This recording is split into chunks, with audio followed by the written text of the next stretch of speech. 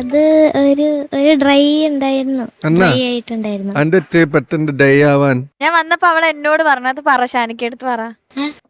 എന്നോട് പറഞ്ഞില്ലേ? അല്ല, ഞാൻ ഡ്രൈ ആയി തന്നെയാ പറഞ്ഞത്. അല്ല, എന്തോ ഇമോഷണൽ. ഇല്ല, പറ. ഇല്ല. എന്തോ അടി അവള് പറഞ്ഞത്, നീ പറ.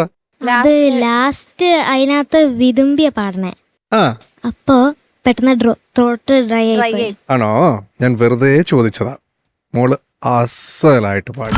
Thank you sir. പ്രത്യേകിച്ച് അത് എപ്പടി പാടുമയ്യ, അത് എപ്പടി ആടുമയ്യ. ഓ, ആ ലൈനിൽ നമുക്ക് തന്നെ അങ്ങ് ഭയങ്കരമായിട്ട് വേദനിക്കും. ശരിയാണ്. ഇത് എങ്ങനെയാണ് കൂട്ടിലടച്ച ഒരു കുയില് പാടുന്നതും കാലൊടിച്ച മയില് ആടുന്നതും എന്ന് നമുക്ക് പോലും അത് ഹേർട്ട് ചെയ്യും. അജാതി രീതിയിലാണ് മോള് പാടിയത് കേട്ടോ. Thank you sir. അത് ഓൾമോസ്റ്റ് SPB സാറിന്റെ സെയിം ഫീലിലേക്ക് എങ്ങനെയാണ് ഒരു ഫീമെയിൽ ആ ഫീലിലേക്ക് എത്തിക്കണം എന്നുള്ളത് എനിക്കറിയില്ല. അത് 10 വയസ്സേ ഉള്ളൂ. അത് 10 വയസ്സുള്ള അമ്മയെ അത് എങ്ങനെ എത്തിച്ചു എന്നുള്ളത് ഇപ്പോഴും അത്ഭുതമാണ് മോളെ. Thank you sir. ഗംഭീരമോ, ഒന്നും പറയാനില്ല. Thank you sir. ഫീനിക്സ് പക്ഷി വീണ്ടും പറന്നുയർന്നു എന്ന് വേണം പറയാൻ. അടിപൊളി. വേറെ അങ്ങനെ ഒന്നും എഴുതി വെച്ചിട്ടില്ല കേട്ടോ. അടിപൊളിയായിരുന്നു. ഇങ്ങനെ തന്നെ പോട്ടെ. All the best. ഹരിച്ചേട്ടാ, അവളുടെ സിംഗിനെ പറ്റി പറയുന്നതിന് മുമ്പ് എനിക്ക് ഓർക്കസ്ട്രയ്ക്ക് ഒരു big claps, especially violin solo. What a performance bro. ഞാൻ വിചാരിച്ച ലൈവ് ഇവിടെ മറ്റേ സീക്വൻസ് എന്തോ ഇടുകയായിരുന്നു. അത്രയും രസമായിട്ടാണ് ആ സോളോ വയലിൻ വായിച്ചത് കേട്ടോ. അടിപൊളി. ഇനി നന്നായിട്ട് പാടി കേട്ടോ. വളരെ ഇഷ്ടമായി. എക്സലൻറ്റ് പെർഫോമൻസ് ആയിരുന്നു. ഈ പറഞ്ഞ പോലെ കോമ്പറ്റീഷൻ ഇസ് ഗെറ്റിംഗ് ടഫ്. നമ്മൾ എന്താ പറയുക, വിചാരിക്കാത്തവർ പൊങ്ങി വരുന്നുണ്ട്, വിചാരിച്ചവരൊക്കെ താഴോട്ട് പോകുന്നുണ്ട്. അതെ, എനിക്ക് ഇതാണ് മോള് കഴിഞ്ഞ റൗണ്ട് കഴിഞ്ഞ് ഈ റൗണ്ട് ആയപ്പോഴത്തേക്കും യു പെർഫോംഡ് കേട്ടോ. ഞാനൊന്നും എഴുതിയില്ല. ഞാൻ ആ ത്രോട്ട് ഡ്രൈ ആവുന്നതൊക്കെ കുഴപ്പമില്ല, എല്ലാവർക്കും സംഭവിക്കുന്ന. പക്ഷെ എനിക്ക് ഭയങ്കര രസമാണ്. ആ ഡെലിക്കേറ്റ് ആയിട്ടുള്ള സംഗതീസാണ് കുറേ ഉണ്ട് പറയുകയാണെങ്കിൽ. അതുകൊണ്ട് ഞാൻ എടുത്തെടുത്ത് പറയുന്നില്ല.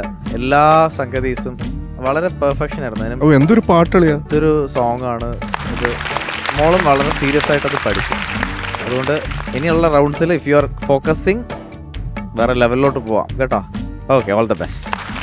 മോള് ഇതേ ഫോക്കസിൽ പോവുകയാണെങ്കിൽ ഉണ്ടല്ലോ ടോപ്പ് 5 ഉണ്ടാവും, ഉറപ്പായിട്ടും ഉണ്ടാവും. പറഞ്ഞ വേർഡ് അങ്ങ് ഉള്ളിലേക്ക് എടുക്കണം.